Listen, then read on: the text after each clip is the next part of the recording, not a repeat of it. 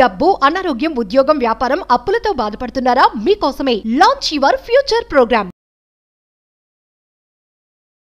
నమస్తే అండి. నమస్తే జయ. రమగారు, మనం సప్త చిరంజీవులు మాట్లాడుకుంటూ ఉన్నాం కదా.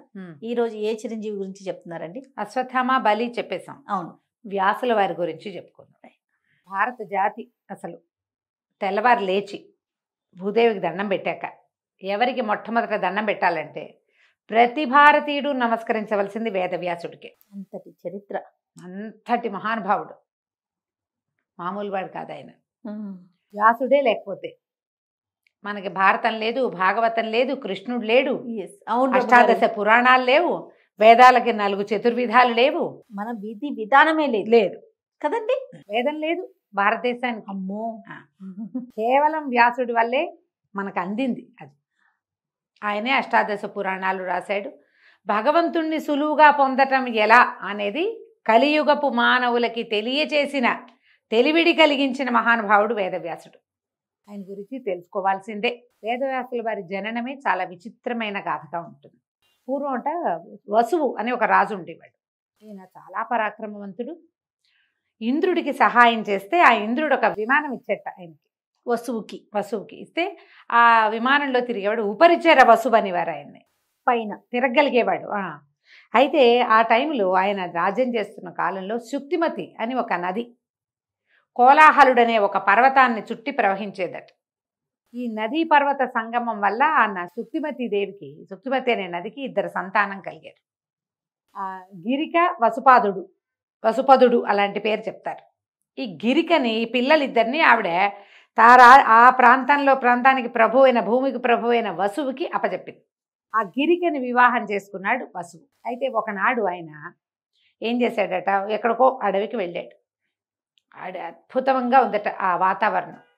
అప్పుడు ఆయనకి భార్యను తలుచుకున్నాడు.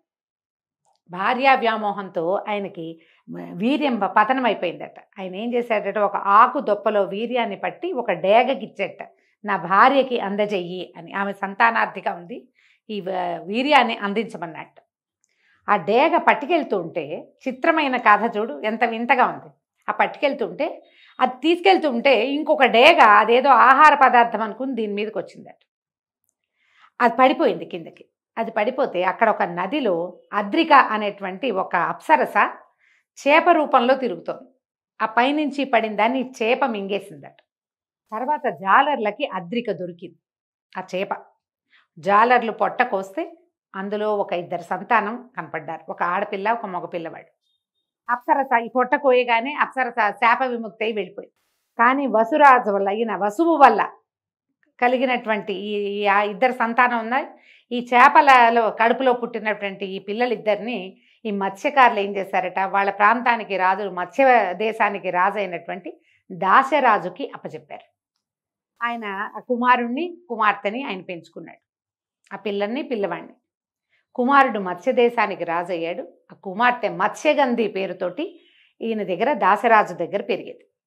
ఈ అమ్మాయి ఏం చేసేది, గంగా నది దాటిచ్చేది వచ్చిన వాళ్ళందరికీ. ఆమె నుంచి ఒక చేపల వాసన వచ్చేదట, మత్స్యగంధి.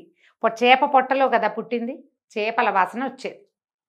అయితే ఒకనాడు ఏమైందట, పరాశరుడు అనే మహర్షి గంగానది దాటడానికి ఈ అమ్మాయి పడవెక్కాడు. ఈవిడ మహాద్భుత సౌందర్యవతి, భూమండలానికి చక్రవర్తిగా, ఆ ప్రాంతానికి చక్రవర్తిగా ఉన్న రాజు వలన ఒక అప్సరస కడుపులో జన్మించింది. ఈమె చాలా సౌందర్యవతి. ఈ పరాశరుడు ఆమెను కోరాడు. ఆమె ఏమందంటే, మీరు మహర్షి, నేనేమో కన్యని, నా తండ్రికి ఏం సమాధానం చెప్తాను అంటే, ఆయన ఏమన్నాడు, నీ కన్యాత్వం భంగం కాకుండా నీ పొందుని నేను తీసుకోగలనని చెప్పాడు. ఇదంతా ఇంత పట్టపగలు అందరూ కనపడుతూ ఉంటారు. పడవలో నువ్వెట్లా నన్ను పొందుతావంటే, ఏం కాదు ఇదంతా అని చుట్టూత ఒక చీకటిని సృష్టించాడట ఆయన. ఆ పడవ ఎవరికీ కనపడకుండా చీకటి దాంట్లో, కృష్ణద్వీపం అంటారు, ఒక నల్లటి చుట్టూత ఒక ద్వీపం లాంటిది ఏర్పడిందట. ఈ పరాశరుడు ఎవరు, వశిష్ఠ మహర్షి కుమారుడైనటువంటి శక్తి యొక్క కుమారుడు పరాశరుడు. ఈ పరాశరుడు చాలా గొప్ప మహర్షి, ఎవరు అలాంటిది కలగచ్చు. కానీ ఇక తను ఎవరిని కోరాడో ఆమె కన్యాత్వం భంగం కాకుండా ఆమెని నేను పొందగలనని చెప్పాడు. అయితే ఆ అమ్మాయి ఏమంది, ఇంకా భయపడింది ఆవిడ. ఆ పిల్ల చిన్నపిల్ల, ఈయనేమో చాలా పెద్ద సీనియర్ ఋషి. అమ్మాయి ఏమందంటే నా నుంచి చేపల వాసన వస్తుంది, నువ్వు ఋషివి సంయమివి, నా నుంచి వచ్చే ఈ చేపల గంధాన్ని నువ్వు ఎట్లా భరిస్తావంటే, కాదు నీ నుంచి సుగంధం వచ్చేలాగా చేస్తాను నేను. నువ్వు ఎక్కడ నిలబడితే అక్కడి నుంచి యోజనం వరకు, కొన్ని మైళ్ళ వరకు నీ నుంచి సుగంధం వస్తుంది. నువ్వు మత్స్యగంధివి కాదు, ఇక నుంచి యోజన గంధివి నువ్వు అని చెప్పాడు. ఆమెతోటి గడిపాడు ఆ పడవలో. ఆమెకి వెంటనే ఒక కుమారుడు కలిగాడు. ఈ నల్లటి ద్వీపంలో పుట్టడం వల్ల కృష్ణద్వైపాయనుడు అన్నారు ఆయనే వ్యాస మహర్షి. ఈయన ఎంత చిత్రమైన జన్మ కలిగింది. ఈ పుట్టిన వెంటనే ఆయన తల్లికి నమస్కరించి, తపస్సు చేసుకోవడానికి వెళ్తానమ్మా నేను, నువ్వు నన్ను తలుచుకున్నప్పుడు నీ దగ్గరికి వస్తాను అని చెప్పి వ్యాసుడు వెళ్ళిపోయాడు. పరాశరుడు వెళ్ళిపోయాడు. ఈ మత్స్యగంధి యోజనగంధిగా మారిన ఆ అమ్మాయి మామూలుగా ఇంటికి వెళ్ళిపోయింది. ఇలా ఒక ప్రత్యేక సందర్భంలో వ్యాసుడు జన్మించాడు. బా, కథ వింతగా ఉంది కదా, చాలా. కానీ మహాభారతంలో ముందు చెప్పబడుతుంది. అయితే ఏమైంది, ఆవిడ పేరు సత్యవతి, అమ్మాయి పేరు. వాళ్ళు అలా కూడా పిలిచేవాళ్ళు. ఆమె మత్స్యగంధి అంటే చేపల వాసన వస్తుందని మత్స్యగంధి అనేవాళ్ళు. అసలు ఈయనేమో యోజన గంధిని చేశాడు ఆవిడ్ని. ఆవిడ సత్యవతిగా ఉంది. తర్వాత కాలంలో ఏమైంది, ఈ ప్రాంతానికి రాజైనటువంటి శంతనుడు ఈమెను ప్రేమించాడు, ఈ సత్యవతిని. ఆయనకి ముందే సంతానం ఉంది గంగాదేవి వల్ల, కుమారుడు ఉన్నాడు. కానీ ఈ అమ్మాయిని పెళ్లి చేసుకుంటానంటే దాసరాజు ఏమన్నాడు, మా అమ్మాయిని కావాలంటే నీకు ఇస్తా, సత్యవతిని నీకు ఇస్తాను, కానీ ఆవిడకి పుట్టిన కుమారుడే రాజు కావాలి అంటే. ఈయనకు ఆల్రెడీ కొడుకున్నాడు భీష్ముడు. ఆయన పేరు భీష్ముడు కాదు, అప్పటికి దేవవ్రతుడు. ఈయనకి పెద్దవాడు యుక్త వయస్కుడైన కుమారుడుండి, ఇప్పుడు ఆ అబ్బాయి రాజ్యానికి రావాలి, ఈవిడ కొత్తగా పెళ్లి చేసుకుని అమ్మాయి కుమారుడికి రాజ్యం ఎట్టా ఇస్తాడు, ఆయన ఊరుకున్నాడు. అవును, ఊరుకుంటే ఆయన ఆవిడ్ని తలుచుకుని బాధపడుతున్నాడని కుమారుడైనటువంటి దేవవ్రతుడు తెలుసుకుని అతను దాసరాజు దగ్గరికి వచ్చి, నీ కుమార్తెని నా తండ్రికి ఇచ్చే వివాహం చేయి, నాకు రాజ్యం అక్కర్లేదు, ఈవిడికి పింతలికి పుట్టిన సంతానానికే రాజ్యం ఇప్పిస్తానన్నాడు. దాసరాజు అన్నాడు, నాయన ఇవాళ నువ్వు ఒప్పుకుంటావు, రేపొద్దున నీకు పెళ్ళి అవుతుంది, నీకు పిల్లలు పుడతారు, మా నాన్న రాజ్యం వీళ్ళకి ఇచ్చారని వాళ్ళు అడగరా, రేపొద్దునైనా ఈ సమస్య వస్తుంది నాయన, వద్దు మా అమ్మాయిని మీ నాన్నకి ఇవ్వనంటే ఆయన ఏమన్నాడు వెంటనే, కాదు అసలు నేను వివాహమే చేసుకోను, ఆ జన్మాంతము బ్రహ్మచారిగా ఉంటానని భీషణమైన ప్రతిజ్ఞ చేశాడు తండ్రి వివాహం కోసం. ఈ ప్రతిజ్ఞ తర్వాత ఏమైంది, దాసరాజు ఒప్పుకున్నాడు, తండ్రి బాధపడ్డాడు, కానీ సత్యవతిని వివాహం చేసుకున్నాడు. భీష్ముడు ఇంకా పెళ్లి చేసుకోవాలి. భీష్ముడితో ఒక ప్రత్యేకమైన గాథ మళ్ళీ ఇంకోసారి చెప్పుకుందాం, ఈ లైన్లో ఆయన లేడు కదా. ఈ వివాహం అయిన తర్వాత ఆవిడకి 2 కుమారులు కలిగారు రాజుగారి వల్ల, శంతనుడి వల్ల. చిత్రాంగదుడు, విచిత్ర వీరుడు. వీళ్ళు కొంచెం సామాన్యమైన వాళ్ళు, వాళ్ళని భీష్ముడే రక్షించేవాడు. ఒకడు మరణించాడు, 2వ వాడికి వివాహం చేయాలని సంకల్పించారు. ఈయన ఏం చేశాడు, రాజు గారు తమ పిల్లలకి కూతుర్లకి స్వయంవరం ప్రకటిస్తే వెళ్ళి ఆ 3 అమ్మాయిల్ని మా తమ్ముడికి ఇచ్చి పెళ్లి చేస్తానని 3 తీసుకొచ్చాడు. అంబ, అంబిక, అంబాలిక అని 3 అమ్మాయిలు, 3 తీసుకొచ్చారు. తీసుకొస్తే అందులో అంబ ఏమంది, నేను సాల్వుడిని ప్రేమించాను, అతను ఎలాగో వచ్చాడు, అతనికి దండేద్దాం అనుకున్నాను, నువ్వు నన్ను తీసుకొచ్చేసావు, నాకు మీ తమ్ముడితో పెళ్లి ఇష్టం లేదని. భీష్ముడు అన్నాడు, నీ దారి నువ్వు వెళ్ళమ్మా అని పంపేశాడు. అంబిక, అంబాలికల్ని ఈయనకి ఇచ్చి పెళ్లి చేశారు విచిత్ర వీరుడి తమ్ముడికి. ఈ వెళ్ళిన అంబ రకరకాల సమస్యలు ఎదుర్కొంది, ఆవిడ దారి ఆవిడది. ఇక్కడ వివాహం అయిందా, కొంతకాలానికి అనారోగ్యంతో విచిత్ర వీరుడు మరణించాడు. కోడళ్ళిద్దరూ ఉండిపోయారు, కుమారుడు మరణించాడు. ఇప్పుడు ఈ రాజ్యానికి, కురు సామ్రాజ్యానికి ఎవరు, శంతన్ మహారాజు పాలించినటువంటి కురు సామ్రాజ్యం హస్తినాపురమే. దీనికి రాజు ఎవరు, ఆ కోడళ్ళు ఉన్నారు కానీ పిల్లలు లేరు. భీష్ముడిని పెళ్లి చేసుకోమని బతిమలాడింది ఆవిడ. నేను ప్రతిజ్ఞ చేశాను, నేను పెళ్లి చేసుకోను అన్నాడు. చేసుకోనంటే ఆవిడేముంది, దేవర న్యాయం అని ఒక న్యాయం ఉంది. ఈ దేవర న్యాయం ఇలాగ సంతానం లేకపోతే బావగారో మరిదో వీళ్ళతోటి వీళ్ళని వివాహం చేసుకోకుండా వీళ్ళకి సంతానాన్ని ఇవ్వచ్చు, రాజ్యానికి వారసులు ఉంటారని అడిగితే దానికి కూడా ఆయన ఒప్పుకోవాలి. అయితే అప్పుడు వీళ్ళు కొన్ని పాత గాథలు విని ఏమన్నారంటే, ఎవరైనా ఒక ఉత్తమ బ్రాహ్మణుడి వలన ఈ స్త్రీలకి అంటే ఈ భర్తలు చనిపోయినటువంటి వీళ్ళిద్దరికీ సంతానాన్ని గనక కలిగిస్తే ఆ సంతానం క్షేత్రజులుగా వాళ్ళకి ఆ అధికారం వస్తుంది. ఉండేది అట్లాంటివి జరిగేవి అప్పట్లో, ఉన్నది ఒక తర్కాణం కూడా చెప్పాడు. అప్పుడు ఈ సత్యవతీదేవికి జ్ఞాపకం వచ్చింది. భీష్ముడు ఒప్పుకోవట్లేదు, భీష్ముడు ఈ రాజ్యానికి రాజకుమారుడు అయినప్పటికీ తనకొక కుమారుడు ఉన్నాడు. ఎవరైనా వేదవ్యాసుడు. వ్యాస మహర్షిని పిలవాలని అనుకున్నాడు. ఆయన్ని తలుచుకుంటే ఆయన ప్రత్యక్షమయ్యాడు. అప్పటికే మహాతపస్విగా ఉన్నాడు ఆయన. ఆయన్ని అడిగింది, అయ్యా ఇట్లా నేనేమో నాకు 2 కుమారులు కలిగారు, 2 మరణించారు, కోడళ్ళు ఉన్నారు, ఈ రాజ్యానికి వారసులు లేరు, కాబట్టి నా కోడళ్ళకి సంతానాన్ని అనుగ్రహించమని. సరేనని ఒప్పుకున్నాడు ఆయన తల్లి కోసం. ఒప్పుకుంటే అంబికకి అంబాలికకి చేరుకో సంతానము కలిగింది. ధృతరాష్ట్రుడు, పాండురాజు. ఈ వచ్చిన మహర్షిని చూసి భయపడ్డందుకు, కళ్ళు మూసుకున్నందుకేమో అంబికకి ధృతరాష్ట్రుడు పుట్టుగుడ్డివాడిగా జన్మించాడు. ఆయన చూసి భయంతో పాలిపోయినందుకు అంబాలికకేమో పాండురాజు పాండురోగంతో పాలిపోయిన వంటి శరీరం కలిగిన వాడు జన్మించాడు. ఇద్దరు మహాబలవంతులే. ఋషి వలన అద్భుతమైన సంతానమే కలిగింది. మళ్ళీ ఈ పిల్లవాడు కళ్ళు లేగని పిల్లవాడుగా ఉన్నాడు కాబట్టి మళ్ళా పెద్ద కోడల్ని పంపించింది ఆవిడ. పంపిస్తే ఆవిడేం చేసింది, ఈసారి ఆ మహర్షి దగ్గరికి వెళ్ళటం ఇష్టం లేక తన దాసిని అలంకరించి పంపించింది. దాసి పరమభక్తితో వ్యాసుడిని సేవించింది. ఆవిడకి విదురుడు పుట్టాడు. వీళ్ళ ముగ్గురు ఈ కురు సామ్రాజ్యానికి ఒకడు రాజు, రెండోవాడు రక్షకుడు, మూడోవాడు మంత్రి. ధృతరాష్ట్రుడు పుట్టుగుడ్డివాడు కాబట్టి కన్ను లేని వాళ్ళకి మరి దివ్యచక్షువుగా ఉన్నాడు కదా, రాజ్యం ఇవ్వడానికి వీల్లేదు. అందుకని పాండురాజును రాజును చేశారు. ధృతరాష్ట్రుడు రాజుగారు అన్నయ్యగా ఉన్నాడు తొలుత.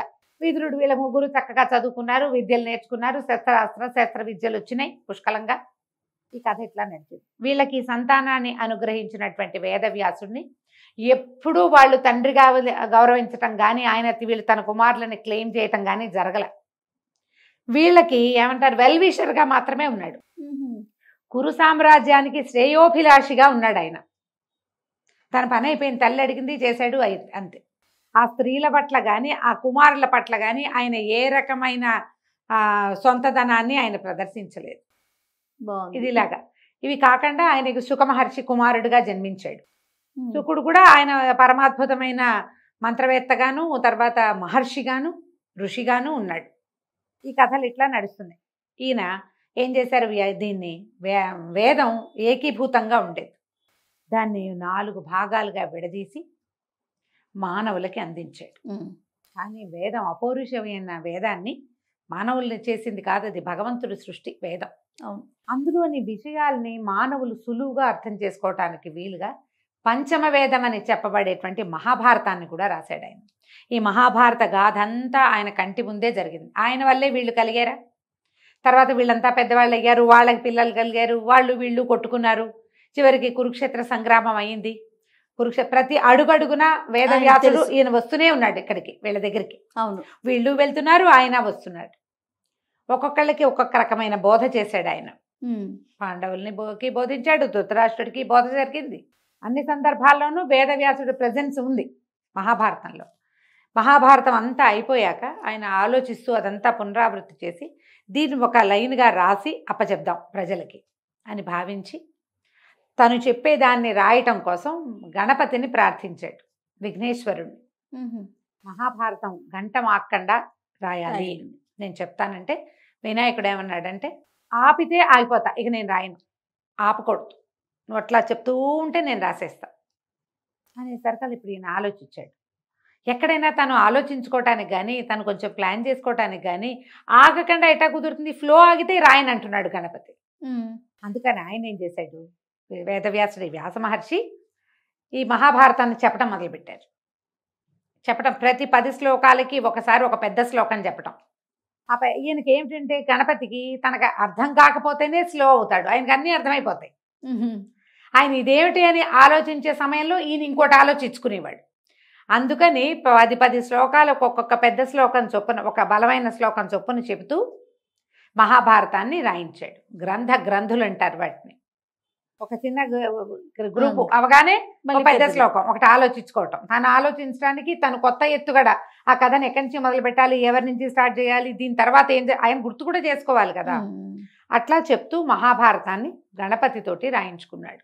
మహాభారతంలో వేదాలలో చెప్పబడిన 4 వేదాల్లో చెప్పబడిన రకరకాల ఎన్నో రకాల విషయాల్ని మహాభారతంలో పాత్రల ద్వారా చెప్పించారు. మహాభారతంలో ఇంకొక ప్రత్యేక ఘట్టం ఉంది, ఏమిటది, భగవద్గీత.